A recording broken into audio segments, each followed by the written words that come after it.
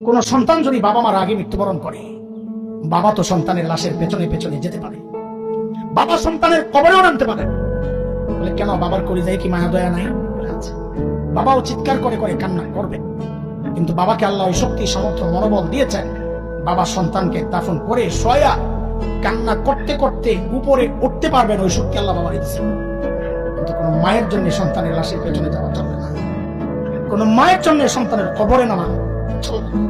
কেন, দুনিয়ায় এমন কোন মা নাই যে সন্তানকে দাফন করার জন্য কবরে নেমে সন্তানকে শোয়া দিয়া ওই মা আবার সুস্থ অবস্থায় উপরে উঠবেন, এমন কোন মা নাই। সন্তানদের শোয়া নিজ লাশ হইয়া শুয়া পড়বে। এ ভাই, একটু জানতে চাই, এই যে মার কলিজায় এত দরদ, এত মমতা, এত মায়ার ভালোবাসা, কারণটা কি বলেন তো? মা আমার দুই চোখের এক চোখ বানাইছেন সেই জন্য, মা আমার একটা কান বানাইছেন সেই জন্য, মা আমার একটা হাত বানাইছেন সেই জন্য।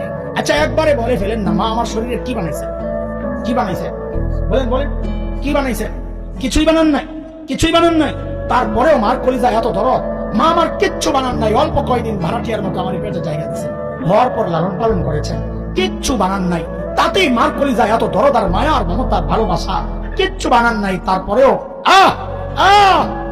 যে আল্লাহ আমার চোখ বানাইছেন, আল্লাহ কত, যে আল্লাহ আমার হাত পা বানাইছেন, আল্লাহ কত, যে আল্লাহ আমার এত এত নিয়ামত দিয়ে বাঁচায় রাখছেন, আল্লাহর কত না।